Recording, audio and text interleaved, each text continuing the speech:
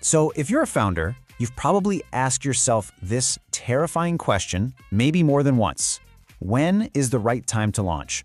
You're building something new, you're so excited about it, but man, that fear of getting it wrong can be totally paralyzing. So why do so many smart founders get this one crucial decision so wrong? Well, it all starts with this fantasy. It's this idea that your launch day is going to be like the Oscars, a red carpet moment, hordes of people cheering, the press calling, you're an overnight celebrity, right? And when you have that expectation, the pressure to be absolutely perfect before you step into that spotlight, it just becomes immense. But this vision, this launch fantasy, is exactly where all the trouble begins. It sets up this huge, massive gap between what founders are dreaming of and, well, what actually happens. And here it is, the stark contrast. The fantasy, a packed Oscar ceremony. The reality, an empty room.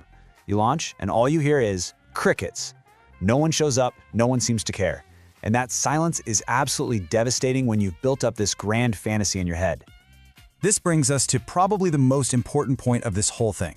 The biggest mistake is believing in the launch. This idea that it's this single, precious, one-shot deal, it's a total myth. The goal isn't one perfect launch. It's to launch repeatedly, again and again, learning and getting better with every single try. Okay, so that brings us to speed. Everybody in the startup world says move fast, but what does that actually mean? It's probably not what you think. See, if you've only ever worked at a big company, your definition of fast might be a little warped. Big company fast feels quick when you're inside it, but by startup standards, it's painfully slow. Startup fast is a whole other animal. It's uncomfortably quick. It means putting something out there that's hacked together, maybe it's even a little embarrassing, because the focus isn't on perfection, it's on learning. Okay, check this out. Instacart is the perfect example. In their very first demo, you could order a beer and have it show up really fast. But there was no sophisticated back-end system. The back end was literally a co-founder's friend who got a text, drove to the store, bought the beer, and delivered it himself. It was messy, it was totally manual, but you know what? It worked. It proved the whole concept.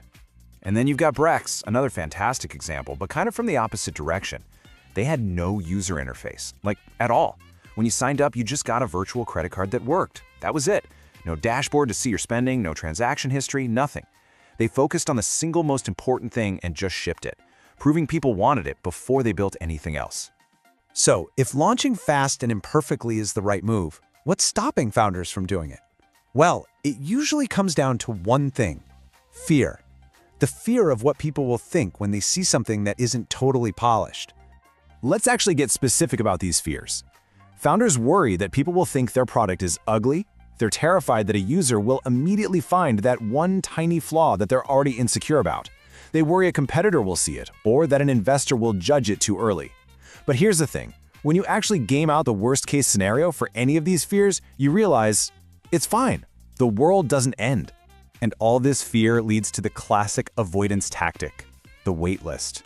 So many founders will say, "Oh, we've launched. We've got 3,000 people on our wait list." But let's be clear. A wait list is not a launch. It's a form.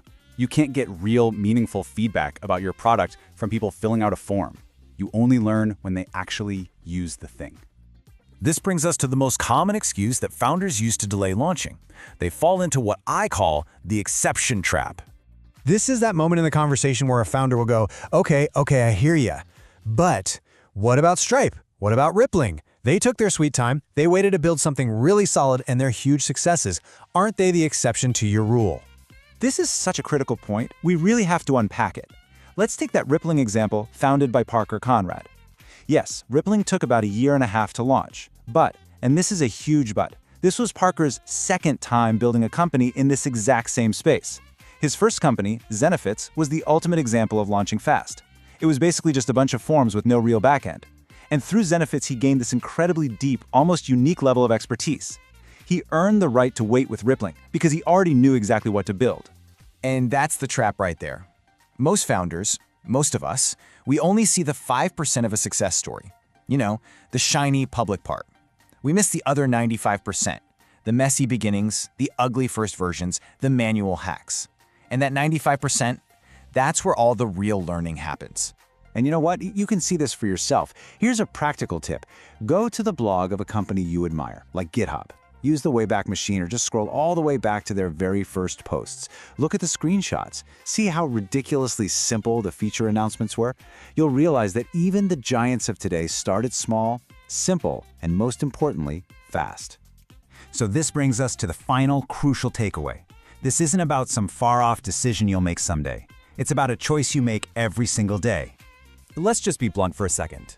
Deep down, you already know that launching fast is the right call. This advice isn't for Parker Conrad on his second try. If you have already built a billion-dollar company in this exact same space, then yeah, feel free to ignore this. But for everyone else, you just gotta launch. Because at the end of the day, every day you decide not to launch, that's a choice. Every single day you decide to polish one more little feature instead of getting real feedback is a choice. So the only question left is, maybe today's the day you should choose differently.